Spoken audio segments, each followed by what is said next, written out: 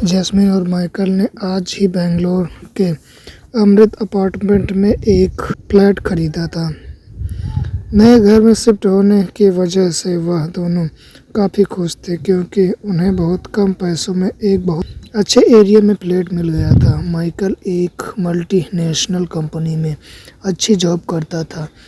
Jasmine बहुत ही अच्छे घर से थी और उसके पिता ने अपनी सारी जायदाद उसके नाम पर कर दी थी, इसीलिए वह किसी भी जॉब की सर दर्द अपने सर नहीं लेना चाहती थी। उसे घर पर रहकर बुक्स रीड करने का और घर के साथ सजावट करने का बहुत शौक था। शाम का वक्त था। जैस्मिन डाइनिंग रूम में बैठी एक बुक पढ़ रही थी कि तभी उसे धीरे से किसी के हंसने की आवाज़ सुनाई दी, लेकिन उसने उस आवाज़ पर ज़्यादा ध्यान नहीं दिया और वह फिर से उस किताब को पढ़ने लगी। उसने आगे की कहानी पढ़ने के लिए जैसे ही किताब के पन्ने को पलटा तो उस पर एक हाथ का निशान था जो खून से बना हुआ था। उस निशान को देखकर वह बुरी तरह से डर गई और उस पन्ने को छोड़कर अलग पन्ना पलटने लगी। उसने जैसे ही अगले पन्ने को देखा तो उसके होश उड़ गए। खून से बने अक्षरों से उस पर लिखा हुआ। जैस्मीन ने घबराते हुए उसे पढ़ा, मैं तुम्हारे पास हूँ, मुझे ढूंढो। यह सब देखकर जैस्मीन के रोंगटे खड़े हो गए और उसने डर के मारे उस किताब को खुद से दूर फेंक दिया कि तभी उसे फिर से किसी के हंसने की आवाज़ सुनाई दी। वह बुरी तरह डर चुकी थी। उसे अपने कानों के पास एक ठंडी हवा महसूस होने लगी। वह हिम्मत करके पीछे मुड़ी तो वहाँ कोई नहीं था। उसने चैन की सांस ली और आराम करने के लिए अपने कमरे में चली गई। उसने जैसे ही सोने के लिए अपनी आंखें बंद की तो उसे फिर से किसी के हंसने का एहसास होने लगा। यह सब मेरा वहम है और कुछ नहीं, ऐसा कहकर वह खुद को समझाने लगी कि तभी वो हंसने की आवाज़ एक बच्चे के रोने में बदल गई। जैस्मीन का मन बहुत बेचैन हो गया था और उसने हिम्मत करके अपनी आंखें खोली। सामने का मंजर देखकर उसकी रूह कांप गई। एक 10 साल की बच्ची बुरी तरह घायल थी। उसके कपड़े बुरी तरह खून से सने थे। उसकी एक आंख बाहर को निकली हुई थी, जिसमें से लगातार खून बह रहा था। वह जैस्मीन को अपने हाथ से इशारा करके अपने पास बुला रही थी। उस बच्ची को ऐसे हालत में देखकर जैस्मीन बुरी तरह डर से कांप रही थी। वह अपनी आंखें बंद करके उसे नज़रअंदाज करने की कोशिश कर रही थी कि तभी जैस्मीन को अपने हाथ पर कुछ महसूस हुआ। उसने जैसे ही आंख खोलकर देखा तो उसका हाथ बुरी तरह से खून से सन चुका था। वह बच्ची उसके सामने खड़ी होकर बहुत ही अजीब तरीके से मुस्कुरा रही थी। डर के मारे जैस्मीन के शरीर से लगातार पसीना बह रहा था। वो बुरी तरह सहमी हुई थी कि तभी उसके गेट पर जोर जोर से नोक होने लगी और वह बच्ची उसके सामने से अचानक कहीं गायब हो गई। उसने गेट खोलकर देखा तो माइकल सामने था।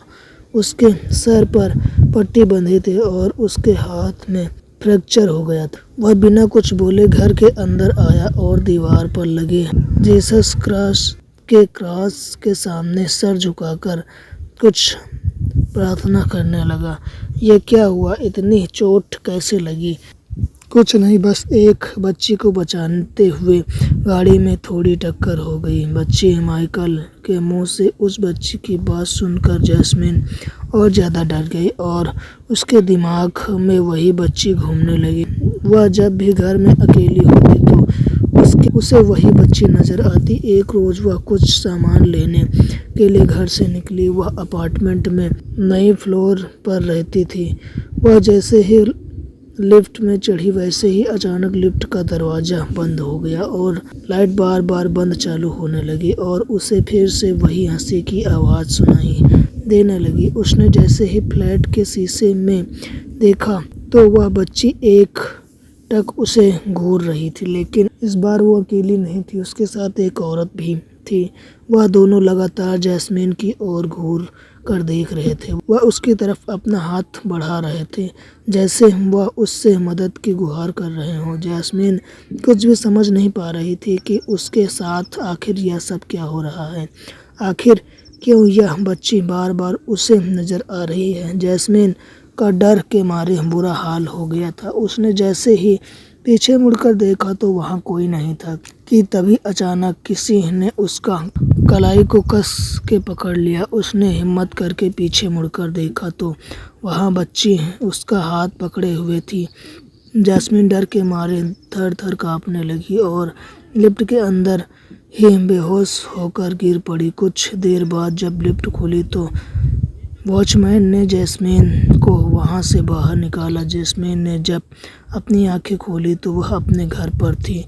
उसकी आंखों के सामने अभी भी वह मंजर चल रहा था। वह प्रार्थना करके अपने मन को शांत करना चाहती थी। जैसे वह हॉल क्रॉस की तरफ बढ़ने लगी कि तभी दीवार पर लगा हॉल क्रॉस अचानक उल्टा हो गया और दीवार से तुक नीचे गिरा पड़ा। यह सब देखकर जैस्मिन का शरीर बुरी तरह से कांपने लगा कि तभी उसे फिर से वही बच्ची नजर आई जो अपने हाथ में एक डायरी लिए उसकी ओर बढ़ रही थी। जैस्मिन पहले से ही बहुत डर चुकी थी, लेकिन इस बार उसे उस बच्ची की आंखों में एक दर्द दिख रहा था। वो उस बच्ची की आंखों में उस दर्द को देखकर बहुत भावुक हो गई और उसने उसके हाथ से उस डायरी को ले लिया। जैस्मिन ने उसे ही उस डायरी के पहले पन्ने को खोला तो वो बच्ची वहां से गायब हो गई। जैस्मिन अपने कमरे में बैठकर उस डायरी को पढ़ने लगी। मेरा नाम ईवा है। आज मैं बहुत खुशी के साथ इस डायरी को लिख रही हूँ। मैं जानती हूँ कि मैं और मेरी बच्ची इस दुनिया में ज़्यादा दिन के मेहमान नहीं है। मेरा पति एक इंसान नहीं बल्कि इंसान के भेष में एक शैतान है। ये मेरी दूसरी शादी है। मेरे पहले पति की मौत एक रोड एक्सीडेंट में हो गई थी, जिसके बाद उनके एक दोस्त ने हमेशा मेरी और मेरी बच्ची की देखभाल की और एक समय आया जब उसने मेरी बच्ची को अपनाते हुए मुझसे शादी कर ली। मेरे पति एक बहुत बड़े बिजनेसमैन थे और उनके जाने के बाद उनकी सारी प्रॉपर्टी मेरी बेटी स्टेफनी की थी। मेरी बेटी ही उनके इकलौती वारिस थी। हमारी शादी होने के बाद मेरे दूसरे पति ने मेरी बेटी को अडॉप्ट किया। पहले तो मुझे यह बात समझ नहीं आई, लेकिन धीरे धीरे मुझे उसके सब इरादे अच्छे से समझ आने लगे। वह मुझे और मेरी बेटी को इस दुनिया से ख़त्म करके मेरी सारी प्रॉपर्टी हासिल करना चाहता था, लेकिन जब तक मैं यह समझ पाती तब तक बहुत देर हो चुकी थी। उसने पहले ही हमें मारने की सारी प्लानिंग कर ली थी। उसने खुद का एक्सीडेंट प्लान किया और उसी दौरान मुझे और मेरी बेटी को किडनैप कराया। मैंने किसी तरह खुद को और अपनी बच्ची को हमारे हाथ पैरों पर और अपनी बच्ची को हमारे हाथ पैरों पर बांधी रस्सियों से आज़ाद करवाया। हम खूब चीखे, खूब चिल्लाए, लेकिन किसी तक हमारी आवाज़ पहुंची ही नहीं पाई। वहाँ सब कुछ सुनसान था। बस कुछ ही फैमिलीज थी जो तब तक वहाँ रहती थी, लेकिन उन तक भी हम अपनी आवाज़ नहीं पहुँचा पाए। शायद आज इस दुनिया में हमारा आखिरी दिन है। मैं चाहती हूँ कि एक दिन यह डायरी किसी को मिले और यह हमारे साथ हुए इस अन्याय को हमें इंसाफ दिला सके। शायद इस दुनिया में एक तुम ही हो जो हमारी मदद कर सकती हो, क्योंकि तुम मेरी पति को बहुत अच्छे से जानती हो। डायरी में लिखी इस आखिरी लाइन को पढ़कर जैस्मिन अचानक असमंजस में पड़ गई। जैसे ही उसने डायरी के पेज को पलट कर देखा तो उसके पैरों के नीचे से ज़मीन खिसक गई। उसके अगले पन्ने पर ईवा की फैमिली फ़ोटो थी, जिसमें वह, उसकी बेटी स्टेफनी और उसका पति था। वह कोई और नहीं बल्कि उसका पति माइकल ही था, और यह वही घर था जहां ईवा और उसकी बच्ची को किडनैप करके रखा गया था। और कई दिनों तक भूखे प्यासे रहने के कारण उन दोनों की मौत हो गई थी।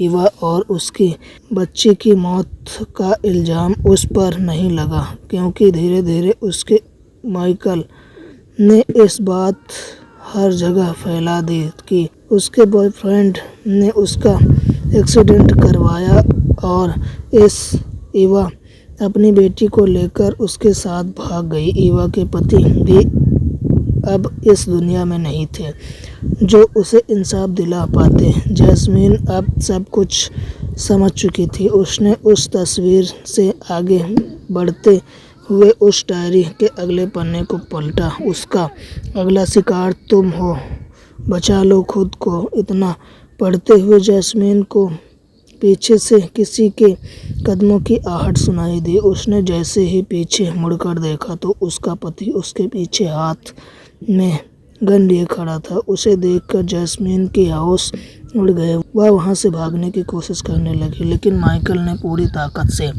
उसके हाथ को पकड़ लिया कि तभी कुछ ऐसा हुआ जिसका माइकल को अंदाजा भी नहीं था। ईवा ने अपनी शक्तियों से पास में रखे फूलदान को उसके सर पे दे मारा और वह वहीं बेहोश हो गया। जैस्मीन ईवा और उस बच्चे की ओर देखकर मुस्कुराई और उसने जल्दी से पुलिस को कॉल की और उस रूम से निकलकर रूम को बाहर से लॉक कर दिया। जैस्मीन के पास से मिले सबूत बलबूते पर पुलिस ने माइकल को अरेस्ट कर लिया और पूछताछ करने के बाद अपार्टमेंट के गार्डन से उन्हें ईवा और उसकी बेटी की लाश बरामद हुई।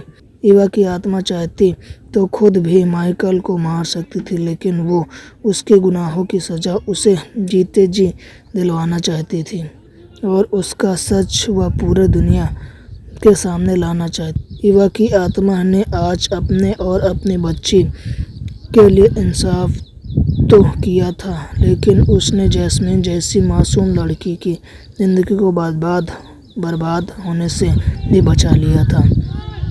दोस्तों, स्टोरी अच्छी लगे तो हमारे चैनल को सब्सक्राइब करें।